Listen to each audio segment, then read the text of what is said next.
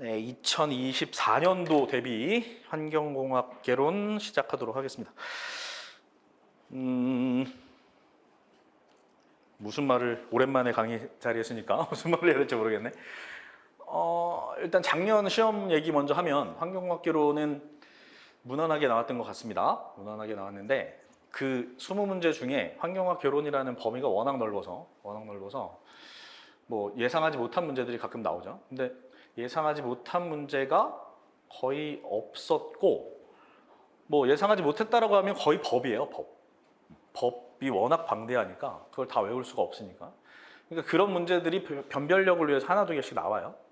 그러니까 이번에도 법에 대한 문제가 하나 나와서 그거에서 좀 변별력이 좀 가렸을 것 같고, 그 다음에 환경 쪽에서 수질대기는 당연히 좀 그 문제의 양이 볼륨이 좀 많은데 그 외에 뭐 폐기물도 조금 있고, 그 다음에 소음 진동, 토양 이런 부분은 좀 거의 문제 빈도가 작아요.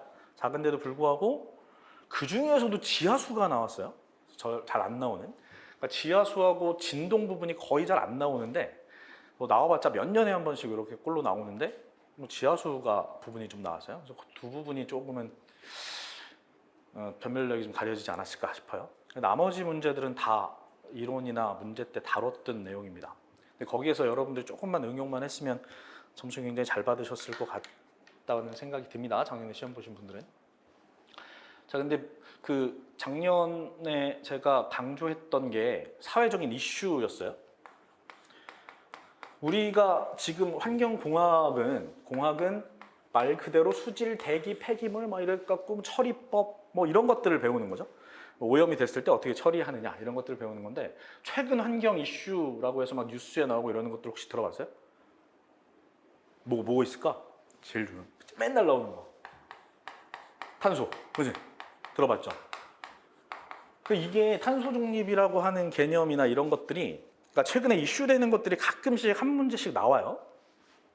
근데 이 탄소 중립을 해결하기 위해서 계산을 하기 위해서, 탄소 계산을 하기 위해서 또 이제 하는 방법론이 이제 LCA고, 이런 이제 LCA 관련된 문제 같은 것들이 하나씩 나왔는데 이번에는 아예 이슈 관련된 문제는 전혀 안 나왔어요.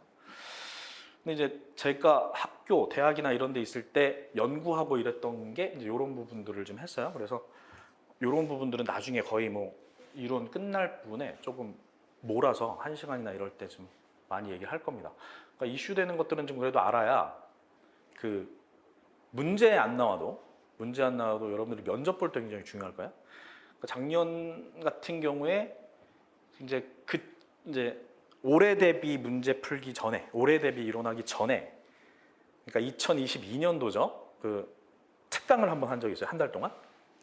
근데 그 친구들 중에서 연구사 1차 합격을 한 친구가 있는데 그 친구가 면접에 대해서 물어보더라고요. 그래서 면접에 뭐 예상되는 질문이 뭐냐라고 했더니 약간 이런 탄소 얘기도 좀 하길래 탄소 중립 LCA에 대해서 막 설명을 해줬어요. 그랬더니 떡하니 붙어서 왔어. 그러니까 이슈에 대한 것도 여러분들이 좀 아실 필요가 있을 것 같아서 그런 부분도 몰아서 진행을 좀 하도록 하겠습니다. 자, 몇 년 전까지만 해도 공무원 시험의 20문제 중에 거의 절반은 수질이 차지했어요. 그 다음에 이제 그 50% 중에서 한 절반이 대기, 나머지가 이제 폐기물, 소음 진동 이렇게 됐었는데, 최근 이슈는 뭐 기후변화부터 시작해서 대부분 대기 쪽에 많이 맞춰져 있죠. 미세먼지 뭐 이런 거. 그렇다 보니까 수질의 문제 빈도가 조금 줄었고, 그리고 대기의 빈도가 좀 많이 늘어났죠. 그다음에 뭐 재활용 같은 것들도 많이 얘기를 하다 보니까 폐기물에 관련된 것도 좀 늘었어요. 수질의 이제 문제 수가 조금 줄었다라고 볼 수가 있고, 그러니까 올 시험에서 조금 아이러니했던 게, 그래도 수질에서는 제일 중요하다고 판단되는 것들이 뭐 고도 처리 부분이에요. 그러니까 질소와 인 제거하고 뭐 이런 부분, 그리고 뭐 BOD 부하 같은 것들. 그러니까 하수 처리장을 운영하려면 그런 것들이 중요하니까 그런 것들인데 항상 나오던 문제가 안 나왔습니다, 이번에. 그래서 이유는 모르겠습니다. 그러니까 뭐 변별력도 중요하지만 그래도 공무원들이 가서 민원을 받고, 그다음에 혹시 뭐 연구사들은 그런 공공 하수 처리 시설 같은 걸 관리를 하고 하려면 중요한 부분이 그런 부분들일 텐데 그런 부분이 빠졌다는 게, 아무리 자주 나왔어도 빠졌다는 게 조금은 아쉽더라고요. 그래도 그동안 수년 동안의 어떤 그런 빈도 같은 게 있으니까 많이 나왔던 것들은 중요하다고 생각하면서 좀 많이 강조를 할 거고, 뭐 올해 나왔던 것들은 여기 올해 나왔다라고 하면서 찝으면서 얘기를 좀 해보겠습니다.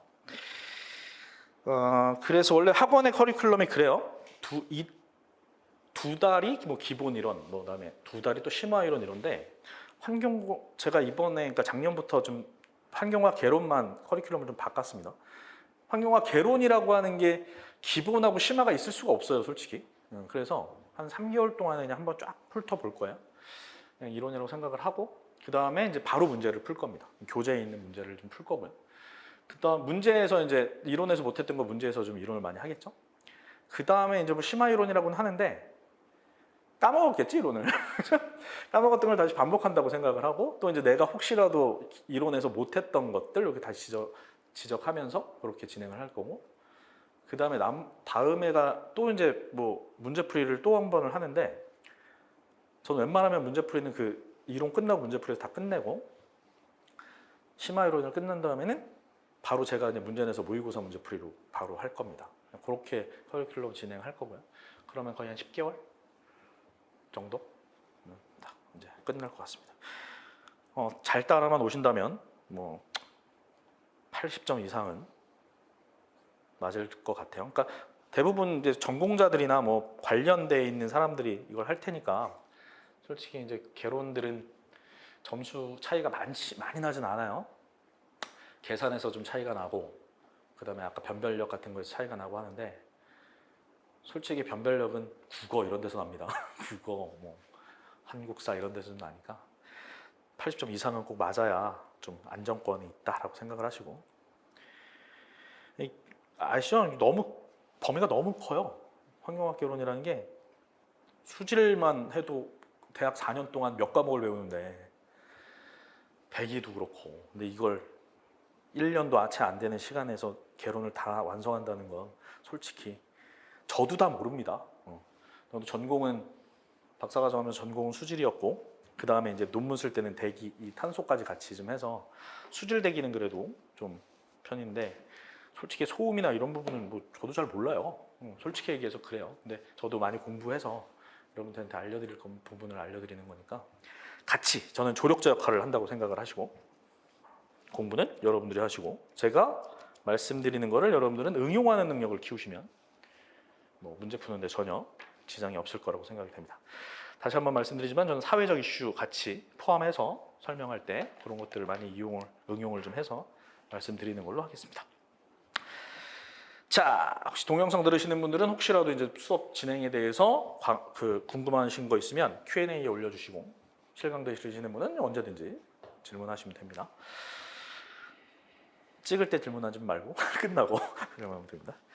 자, 그러면 수업을 진행해 보겠습니다.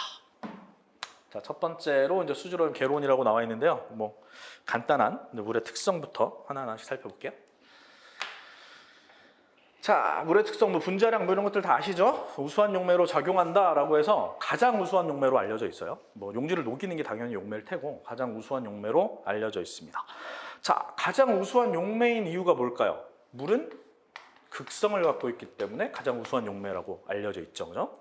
극성을 갖고 있으니까 모든 극성이 있다라고 하는 건 용해성하고 관련이 있는 거예요. 그러니까 다른 극성을 끌고 온다라고 생각을 하는 거죠. 그 끌고 오는 게 이제 어떤 수소 결합이나 이런 것들을 형성을 해서 물에 녹인다라고 생각을 하는 거죠. 그래서 가장 우수한 용매로 작용을 합니다. 뭐 밀도는 뭐 1이라는 것만 알고 계시면 되고, 당연히 온도에 따라서는 다르지만 1이라는 것만 알고 계시면 되고, 뭐 여러 가지 특성들이 좀 크다. 점성은 온도가 상승할수록 감소한다. 표면 장력은 온도가 상승할수록 불순물의 농도가 높을수록 뭐 감소한다 등 뭐 요 정도만 알고 계시면 될 것 같습니다. 자, 이런 어떤 물의 특성 중에 극성이 작용한다라고 하는 이러한 특성들 때문에 물이 어떤 물질들과 결합할 때 두 가지의 형태로 결합을 해요. 두 가지의 형태가 뭐냐면, 하나가 응집이라는 형태고 하나가 부착이라는 형태예요. 이 두 가지의 형태로 어떤 물이 다른 물질들을 이렇게 끌어당긴다라고 볼 수가 있는데, 응집은 물 분자 사이의 결합이에요.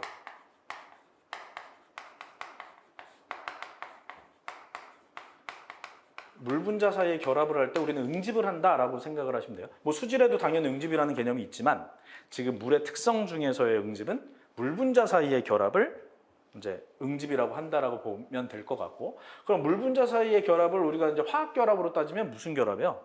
수소 결합이죠, 그죠? 그래서 수소 결합이 응집이다라고 보셔도 충분해요. 수소 결합이 이제 응집이다라고 보시면 될 것 같아요. 자, 그럼 당연히 이 부착이라고 하는 건 물 분자가 아니라 물 분자와 다른 분자 사이의 결합인 거예요.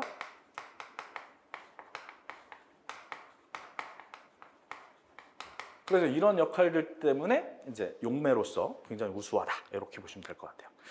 자, 그래서 이런 응집과 부착이라는 특성들 때문에 이제 물이 이제 이동되는 게 어디에서, 이런 특성들이 어디에 이용되냐면 식물에서 이제 물이 이송될 때 이런 응집과 부착을 통해서 식물에서 물이 이제 수송이 된다 이렇게 생각을 하시면 될 것 같아요.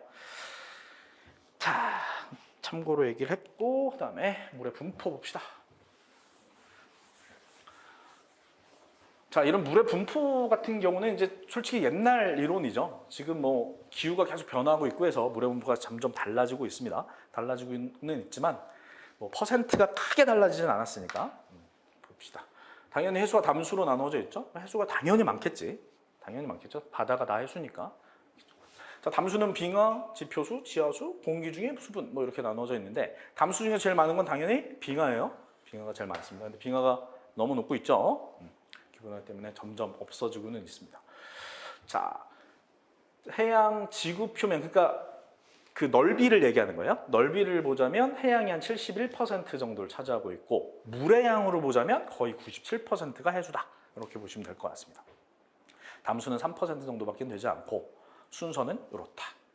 빙하, 지하수가 더 많아요. 그다음에 지표수, 공기 중에 수분 이렇게 보면 되는데, 그럼 이 중에서 지금 담수 중에 바로 이용 가능한 물이 11% 정도밖에 안 됐다. 이걸 전부 다 100%라고 본다면 굉장히 작은 양이죠. 그러면 이 중에서 바로 이용 가능한 건 어디에 있는 물을 가장 많이 이용할까요? 가장 많은 양? 지표수, 얘를 제일 많이 이용하겠죠. 얘를 제일 많이 이용해요. 지표수를 제일 많이 이용합니다. 자, 빙하라고 딱 생각하라면 우리는 그거 떠오르죠. 뭐 남극의 빙하, 그다음에 북극, 그죠? 북극, 뭐 빙하 이런 게 떠오르는데, 우리가 남극은 대륙이라고 알려져 있고 북극은 해죠, 해, 바다, 그죠? 그러니까 우리가 담수라고 명확하게 얘기하는 거는 남극 쪽에 있는 빙하가 훨씬 더 담수에 가깝다라고 볼 수가 있어요. 자, 그리고 또 우리가 이제 빙하라고 볼 수 있는 게 또 뭐가 있을까요? 만년설 있죠, 만년설. 만년설도 이제 빙하 안에 속하는데, 여러분들도 아마 편의점에서 만년설을 드실 겁니다. 만년설 되게 깨끗한 물인 거 아시죠? 엄청나게 깨끗한 물이죠. 뭐 오염이 하나도 없고. 그거 얘기해도 되잖아. 우리 방송이 아니니까. 에비앙 먹어봤어요? 그거 만년설이에요. 그래서 원래 이제 우리가 막 정수기 같은 거 이용해서 막 물들을 먹는데, 생수나 이런 것들도 먹고, 근데 우리나라의 정수 공정의 어떤 그런 기능이 엄청 우수한 거 아십니까? 엄청 우수해서 정수되어 있는 뭐 정수기에서 내려오는 물 혹은 생수 이런 것들이, 물을 왜 먹어요? 질문을 이렇게 해보면 물을 왜 먹을까요? 목말라서? 목말라서 먹나? 그게 1순위겠고 그게 1순위겠고, 물을 먹는 근본적인 이유는 미네랄이에요.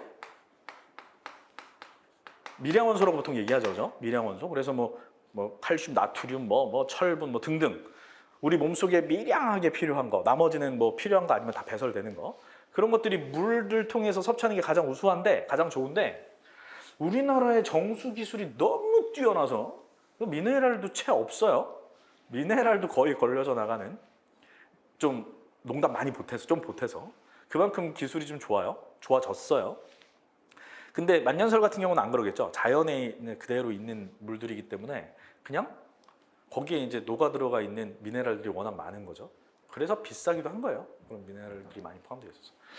그래서 뭐 이건 매번 뭐 물 드시는 거니까 얘기하는데, 집이 굉장히 오래된 건물이 아니다라고 하면, 물이 수돗물을 사용하는 게 솔직히 관로가 오염이 되는 게 많거든요. 시설이 아니라.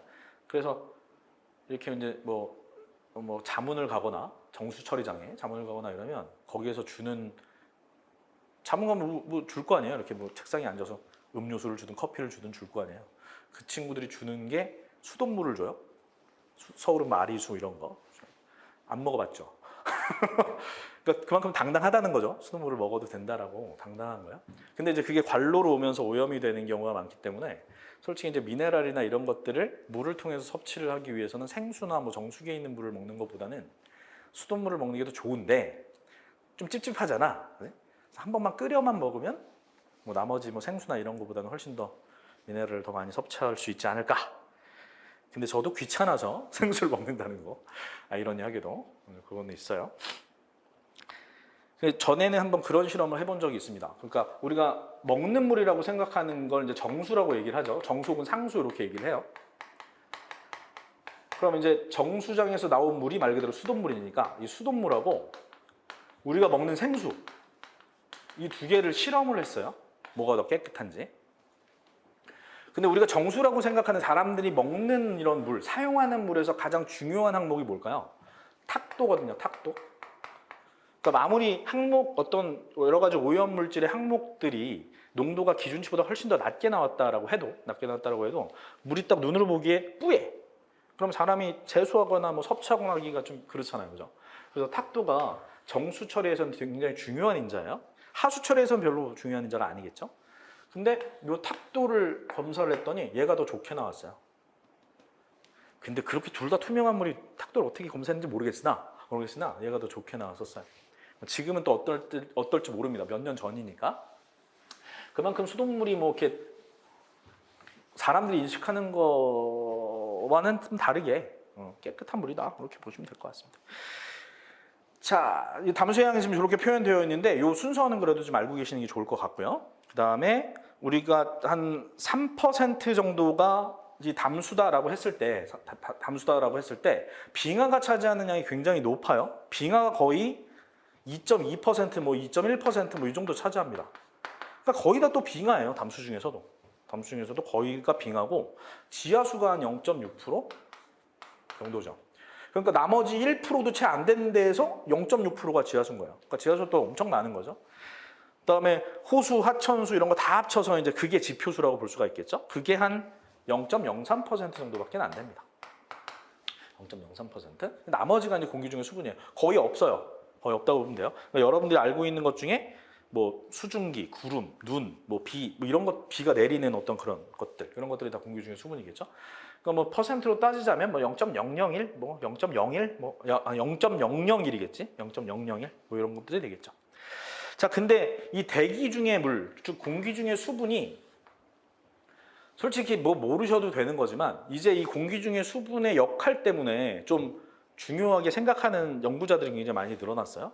그러니까 물이라고 하는 게 열을 빼앗기도 하고 혹은 그러니까 비열이라는 게 굉장히 높죠, 그죠? 그래서 온도가 올라갔을 때 좀 떨어뜨리는 것도 방해하기도 하고 뭐 이런 것들이 있어요. 그래서 이 공기 중의 수분이라는 게 강조했던 뭐 기후변화 이런 데에도 좀 문제가 있어서 좀 중요한 것들이 좀 많이 있다고 볼 수가 있습니다. 하나는 태양의 빛을 비쳤을 때 이 공기 중에 있는 수분이 반사를 해서 지구가 데워지는 것을 방해하는 것도 있어요.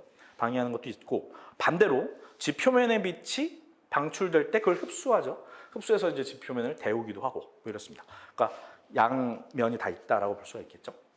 자, 그런 특징들 때문에 공기 중의 수분도 이제 어느 정도 중요한 위치를 차지하고 있다. 이렇게 보시면 될 것 같아요.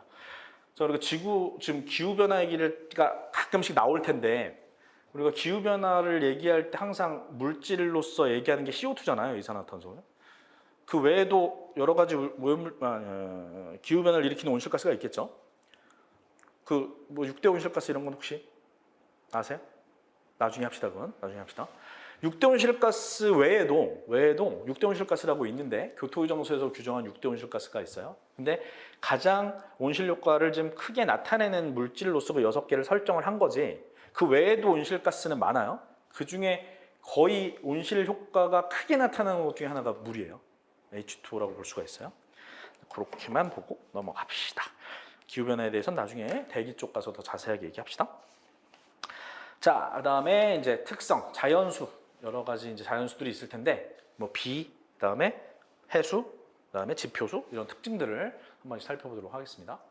자, 우수. 우리가 이제 물이라고 하면 가장 기본이 되는 게 이제 우수죠. 비가 내리는 걸로 시작을 해서 지구 전체의 어떤 물의 양이 결정된다라고 보셔도 되니까 뭐 가장 비슷하다라고 볼 수가 있어요. 주성분은 해수하고 유사합니다. 왜? 해수가 많으니까. 지구 표면에 해수가 워낙 많은 양을 차지하고 있으니까 주성분이 해수와 비슷하다라고 보시면 돼요. 자, 공기 중에 이산화탄소 때문에 대부분이 산성이다라고 볼 수 있고, 요 밑에 먼저 보면 pH가 약 5.6이다라고 되어 있어요. 그래서 우리 산성비 다 들어보셨죠? 산성비의 기준이 pH 5.6 이하인 비를 산성비라고 얘기하죠. 그죠? 요건 다 아시죠? 그러니까 요 5.6이라고 하는 기준이 CO2 때문에 만들어진 거예요. CO2 때문에. 그러면 공기 중에 있는 CO2, 공기 중에 있는 CO2의 농도가 보통 알려져 있기로 330에서 350 ppm으로 알려져 있어요. 공기 중에 있는 CO2의 농도가. 자, 얘가 물속에 용해됐다. 물에 용해됐다. 그때 pH를 쟀다. 그랬더니 pH가 5.6인 거예요. 5.6. 그러면 얘는 그냥 공기 중에 있는 CO2야. 오염이 된 거예요? 안 된 거예요? 안 된 거겠죠. 그죠? 오염이 안 된 거예요. 근데 pH를 떨어뜨리는 어떤 오염 물질들이 공기 중에 이제 포함이 돼 버렸어요. 포함이 됐어요. 그럼 pH는 좀 떨어지겠죠? 그죠? 그럼 인위적인 오염에 의해서 pH가 떨어지게 된 거죠. 그죠? 그래서 산성배 기준이 5.6이 된 거예요. 이 5.6은 그냥 자연 그대로의 pH를 얘기하는 거고. 자, 근데 이것도 되게 오래된 거예요. 그리고 각 나라별로 공기 중에 CO2가 똑같을까요? 다르겠죠, 그죠? 그러니까 산업기술이 많이 발달한 나라들은 당연히 연소가 많이 진행이 될 테니까 CO2가 공기 중으로 빠져나가는 양이 굉장히 많아져요. 굉장히 많아지고, 뭐 후진국 같은 경우는 또 반대겠죠. 안 그러겠죠? 그래서 지금은 한 2016년, 17년 요 정도의 지구 평균 CO2의 농도가 400 정도가 됐다고 그래요. 지금 더 높겠죠. 더 높겠죠. 그러니까 원래 산성비의 기준 자체도 바뀌어야 될 것 같은데, 우리가 이제 공기 중에 CO2가 농도가 더 높아졌다라고 하는 얘기는 자연적인 CO2가 아니라 인위적인 CO2가 들어갔다라는 뜻이겠죠. 그러니까 그 기준은 그대로 330에서 350 ppm으로 유지하고 있습니다. 근데 대기 중에 있는 CO2는 점점 늘어나고 있다라고 보시면 될 것 같아요. 자, 공기 중에 이산화탄소로 인해서 대부분이 산성이다. 기준은 이 정도다. 그래서 이 기준보다 떨어지게 되면 그걸 이제 산성비라고 한다라고 보시면 될 것 같고요. 용해 성분이 거의 없습니다. 왜? 용해 성분이 없다라고 하는 건 이 물 안에 들어가 있는 어떤 성분들이 거의 없다는 뜻이잖아요. 물질들이 없다. 그치? 그러면 왜 이런 성분들이 없을까요? 비는 지표면에서 날아간, 즉 수증기 된 것들이 응축돼서 떨어지는 거나 마찬가지잖아요. 그럼 한마디로 뭐랑 똑같다고 볼 수 있어요? 증류수랑 똑같다고 볼 수 있죠. 그죠? 증류수. 증류수가 뭐야? 끓여갖고 날린 그 물이잖아요. 그럼 여기에 불순물이 있으면 우리 실험에도 사용 못 하겠지? 그래서 증류수와 거의 같은 성분이기 때문에 용해 성분이 거의 없다라고 보시면 될 것 같아요. 우수는 원래 깨끗한 거예요. 증류수와 같다라고 하는 건 물이 굉장히 깨끗하다라는 거잖아요. 그죠? 근데 왜 일반 사람들이 생각하기에 비라고 하는 게 더럽다라고 하는 생각들을 할까요? 그거는 비 자체의 문제가 아니라 대균형에 존재하고 있는 오염물질 때문에 그런 거죠. 그죠? 오염물질 때문에. 그러니까 비 자체는 순수한 물이다. 이렇게 보시면 될 것 같습니다. 자, 교재에도 나와 있을 텐데 산성비를 유발하는 오염물질의 대표적인 건 황산화물이고, 그 다음에 질소산화물이고, 삭스낙스 이런 거 다 들어보셨죠? 그 다음에 염화수소. 이게 물에 있다라고 하면 염산이라고 할 텐데 대기 중에 있는 가스다라고 하면 염화수소. 이렇게 되고 있고, 가장 많이 차지하는 거, 산성비의 영향을 가장 크게 주는 건 요 순서대로 이렇게 준다라고 보시면 될 것 같아요. 자, 이 산성비를 일으키는 이러한 오염물질들, 그리고 이런 물질들 때문에 내리는 산성비, 이런 것들은 그 자기 나라에만 국한되는 일일까요? 아니겠죠. 당연히 광역적인 오염을 시키는 것들이에요. 근데 우리가 지금 산성비뿐만이 아니라 광역적인 오염을 일으키는 것들이 굉장히 많죠. 특히 우리나라 같은 경우에는 중국의 영향을 받아서 오염되는 것들이 많죠. 뭐 미세먼지, 뭐 황사, 뭐 이런 것들 등등이 많을 텐데, 그럼 그런 광역적 오염의 시초라고 볼 수 있는 게 요 산성비라고 보시면 될 것 같아요. 그러니까 산업기술이 예전부터 막 발달을 하면서 솔직히 뭐 국외적으로는 뭐 우리가 발전하는데 뭐 매연이 그냥 나가면 뭐 어때요, 그죠? 그렇게 관리를 안 했었는데 이제 지구 환경 자체가 좀 오염이 많이 되면서 이제 이런 오염도를 줄여야 되겠다라고 하는 것들이 많이 생겼죠. 그래서 국제적인 협약들이 많이 생겼죠. 그래서 광역적인 오염에 대한 어떤 시발점이 된 국제 협약, 그게 이제 산성비 때문에 생겨난 거라고 보시면 될 것 같아요. 그러니까 그 삭스를 막자, 이산화황을 막자라고 하는 게 이제 헬싱키 의정서라고 볼 수 있고, 그것도 대기 쪽에 또 나옵니다. 질소산화물을 막자라고 한 게 이제 소피아 의정서라고 볼 수가 있어요. 자, 이게 어떻게 아까도 얘기했지만 광역적인 오염을 좀 저지하고자 하는 국제적인 협약이었어요. 근데 이제 다른 어떤 오염 물질들이 많이 생겼어. 좀 전에 얘기했던 뭐 미세먼지나 뭐 이런 것들이 막 생겼어요. 그러니까 다시 뭐가 이슈가 되겠어? 이 헬싱키 의정서, 소피아 의정서 같은 광역적인 오염을 제한했던 그런 협약이 다시 이제 대두되게 되는 거죠. 이때 협약을 할 때 굉장히 어려웠거든요. 그러니까 나라별로 생각을 하면 A라고 하는 나라에서 B라는 나라 쪽으로 오염 물질이 이동을 했는데 A라고 하는 나라에서는 맞아요, 우리 오염 물질이 그쪽으로 간 거예요 라고 할까? 안 하겠지, 당연히. 그럼 내가 막 처리해줘야 되잖아. 그래? B라는 나라에서는 그래, 니네 게 아니야, 우리나라에서 발생한 것 같아, 이럴까? 아니겠죠, 그죠? 그러다 보니까 이런 협약이 굉장히 길어졌거든요. 그러니까 이런 협약이 어떻게 진행됐나를 보고 지금 현재 일어나고 있는 어떤 광역적인 오염을 좀 대처할 필요가 있다라고 보시면 돼요. 우리나라가 특성상 일본을 되게 싫어하죠, 그죠? 국민적으로 일본을 싫어하는데 이런 광역적인 오염에 대해서는 일본과 협의할 필요가 있다. 그래서 이제 중국과 대처를 해야 될 필요가 있다라고 하는 게 학계의 정설들입니다. 이렇게 보시고 산성비에 대한 얘기 조금 길게 했습니다. 자, 다음에 이제 해수. 해수는 약알칼리성 1.2 정도. 그다음에 요 비가 나온 적이 좀 있어요. 그러니까 기사 시험에는 가끔씩 많이 나오고 자주 나오는 편이고 공무원 때도 오래되긴 했는데 나온 적이 좀 있습니다. 요거는 외우시고요. 염도는 35,000 ppm 외우시고, 자, 밀도는 약간 높다. 그리고 구성원소도 조금 한 4가지, 4-5가지 순서 정도까지는 좀 외우셔야 돼요. 4가지 정도 순서. 당연히 이제 염분이 많이 포함되어 있으니까 소금이라고 할 수 있는 CL하고 나트륨이 제일 많겠죠. 그죠? 그 다음에 황산이온, 마그네슘, 칼슘, 뭐 칼륨 이런 식으로 한다 보시면 될 것 같습니다. 염도하고 요 순서 한 4-5가지 정도까지는 조금 암기를 해두시는 게 좋을 것 같습니다. 해수는 솔직히 자주 나오진 않아요. 자주 나오진 않는데 그래도. 다음에 지표수. 자, 지표수는 지상에 노출되어 있다. 당연하죠. 그러니까 오염의 우려가 크겠죠. 그죠? 오염의 우려가 어디 뭐 대기 중에서 비 때문에 오염 물질이 들어가는 경우들도 있을 거고, 폐수나 하수 같은 것들이 유입되는 경우도 있을 거고 굉장히 크죠. 그죠? 그래서 그렇다 보니 탁도도 높고요. 유기물질의 함량이 굉장히 높습니다. 이런 광물질, 뭐 돌멩이 이런 것들은 어디에 많이 존재하는 거예요? 지하에 많이 존재하죠. 그죠? 그러니까 당연히 광물질 함유량은 적겠죠. 그죠? 광물질에서 많이 나오는 것들이 어떤 이온성의 물질들이 많이 나오겠죠. 뭐 이가 양이온 이런 것들이 많이 나오고, 이가 양이온이 경도를 유발시키는 물질들이니까 경도가 낮다라고 볼 수가 있어요.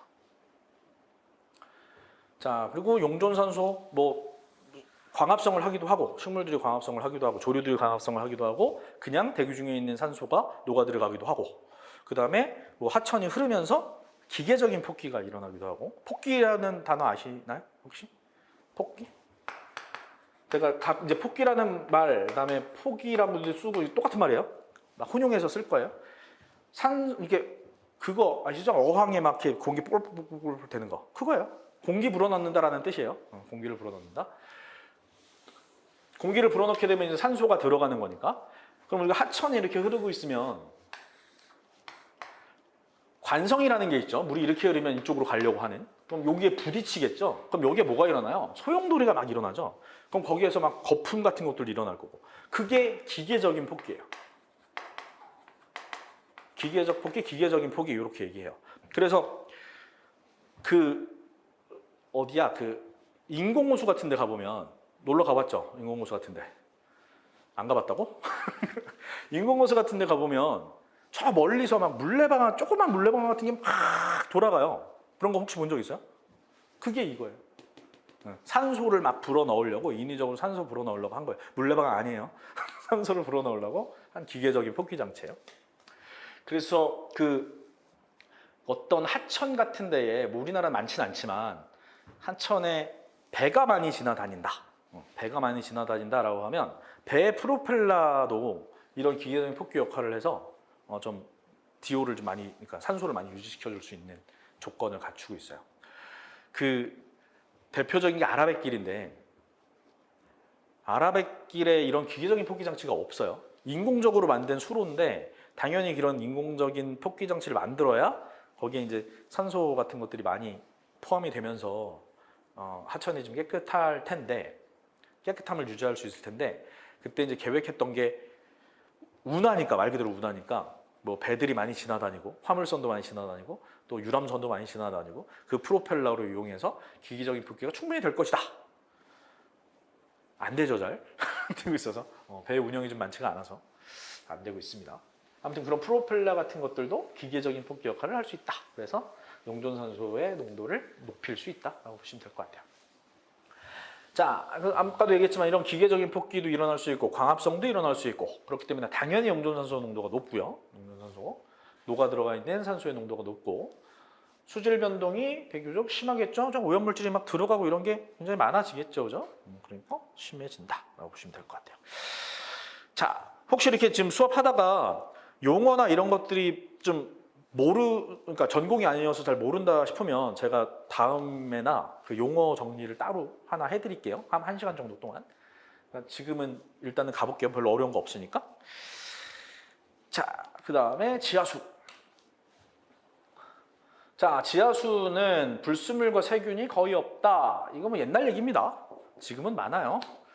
뭐 지표수와 비교해서는 뭐 그렇다고 볼 수 있지만 지금은 조금 좀 오염이 많이 됐죠.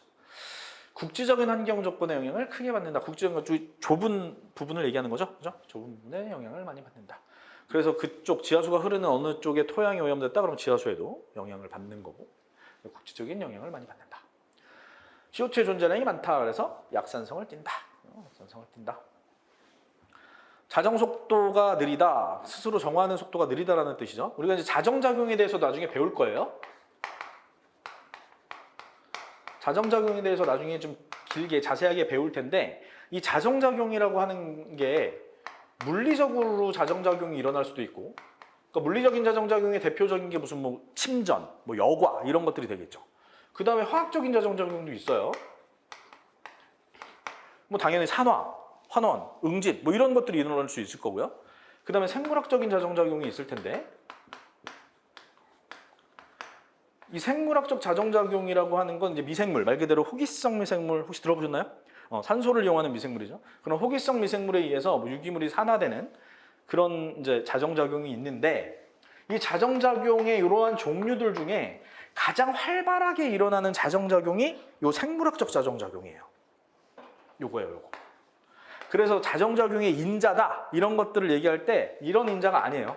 생물학적 자정작용의 인자예요. 그러니까 자정작용의 인자에는 생물학적 자정작용의 인자라고 하는 그게 생략된 거예요. 생략된 거예요. 이거 제일 활발하게 일어나기 때문에. 자, 그러면 이제 지표수와 지하수를 비교했을 때 지표면에 훨씬 더 미생물이 살기 좋은 조건이겠지. 그치? 유기물의 함량도 좀 많을 거고, 뭐 먹이로 하는 유기물 함량도 많을 거고, 광합성도 막 활발하게 하니까 산소 공급도 잘 될 거고. 그러니까 당연히 자정 속도가 지하수가 느릴 수밖에 없는 거예요. 미생물의 어떤 활성이 그만큼 떨어지고 미생물의 양이 그만큼 없으니까 자정 속도가 느릴 수밖에 없다. 그리고 당연히 이제 광석 같은 게 많을 테니까 또 이제 이가양염 같은 것들이 많이 녹아 나오겠죠. 그러니까 경도가 높아질 수밖에 없다. 우리가 경도가 높고 낮은 거 어떻게 확인할 수 있어요? 비누 거품으로 확인할 수 있죠. 지금도 지하수 이렇게 쓰는 사람들 있나? 집에? 저는 젊긴 한데 예전에 지하수 그 집에 수돗물이 있고 이쪽 호수로는 이제 지하수가 나오고 뭐 이러는 집에 살았었어요. 그래서 그때 당시에는 이 지하수를 그냥 식수로도 쓰고 그랬어요. 멋 모르고 나도 어렸을 때니까. 근데 이 지하수는 말 그대로 경도가 워낙 높고 뭐 수돗물은 경도가 낮으니까 빨래 같은 거 할 때 그죠? 거품이 안 나죠. 이럴 때는 안 나고 수돗물은 거품이 잘 나고 그게 다 경도 때문이겠죠, 그죠? 자, 지하수는 유기물의 함량은 낮고요, 무기물의 함량이 높습니다, 그죠? 이거 다 이제 이런 돌멩이들, 암석들 이런 것 때문에 그렇죠. 그다음에 공기의 용해도가 낮다. 당연히 뭐 맞닿고 있는 게 거의 없으니까 공기와 접하고 있는 게 아니죠. 그러니까 용해도가 낮다 이렇게 보시면 될 것 같고 유속 느리겠죠. 온도 변화도 거의 적겠죠, 그죠? 지하에 파묻혀 있으니까. 천충수 가장 위에 있는 물이에요. 가장 위에 있는 지하수 중에서 가장 위에 있는 물이니까 당연히 오염되기 쉽겠죠, 그죠?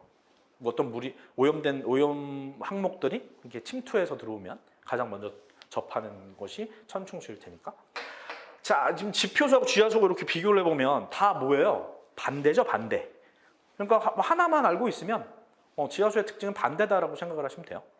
이런 특징들 이제 혹시라도 기사 시험 준비하면 특징 무조건 잘 나옵니다. 특징 엄청나게 잘 나와요. 확인을 해보시는 게 좋을 것 같아요.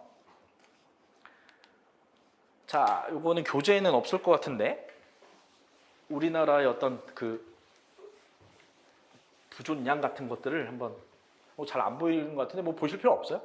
뭐 수치는 전혀 중요한 게 아니니까. 우리나라 연평균 강수량이 한 1300 정도 돼요.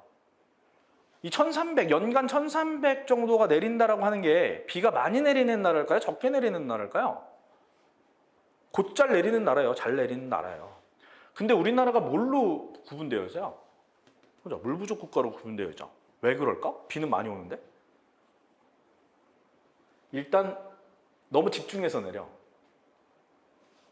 여름과 겨울에 눈비로 너무 집중해서 내려. 요즘엔 더 심해졌죠. 집중호우라고 하는 게 더 심해졌어요. 그리고 지형의 문제가 커요. 지형. 우리나라가 산맥들이 많죠. 이게 태백산맥을 기준으로 해서 막 이렇게 뭐 수백, 차령 뭐 어쩌고 저쩌고 많죠, 그죠? 그러면 물이 어떻게 된다는 얘기예요? 높은 데에서 낮은 데로 흘러 내려간다는 얘기죠. 그러니까 어디에 머물러 있는 곳이 거의 없어요. 그러니까 비가 내리자마자 다 흘러서 서해나 남해 쪽으로 다 빠져나간다는 얘기예요. 그러니까 물을 저장해 놓을 공간이 많이 부족해서 이제 그 물 부족 국가로 많이 지정되고 있다라고 볼 수가 있고, 또 물의 공급량에 비해서 사용량이 많은 나라 중에 하나예요.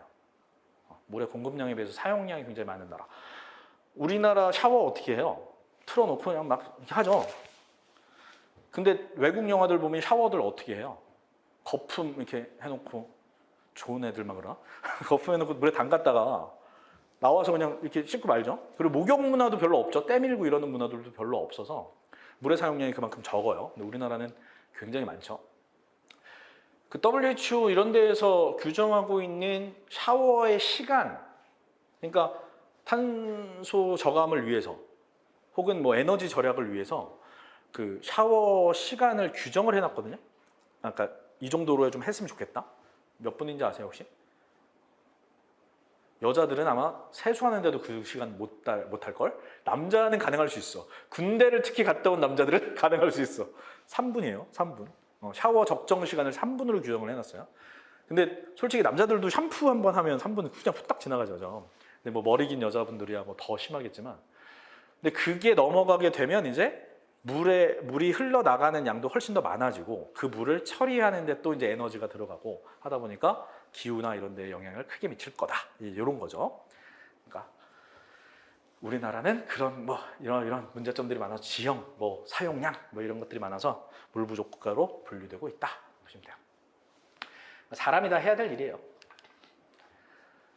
자, 수자원이 점점 부족해지고 있는데 농업용수 당연히 좀 줄겠죠, 그죠? 뭐 농지가 그만큼 줄어들고 있으니까 농업용수 줄 거고요. 공업용수는 왜 줄까요? 공업용수. 산업은 발달하고 있잖아, 그지? 근데 당연히 이제 뭐 제조업이나 이런 데 용수가 많이 들 텐데 제조업은 좀 많이 줄고, 뭐 전자산업, 컴퓨터 이런 거, IT 산업이죠. 그런 것들이 이제 많이 느니까 용수가 줄어드는 것도 있는데, 그런 게 있죠. 이제 사용했던 물을 순환하죠. 그래서 이런 말 들어보셨나요?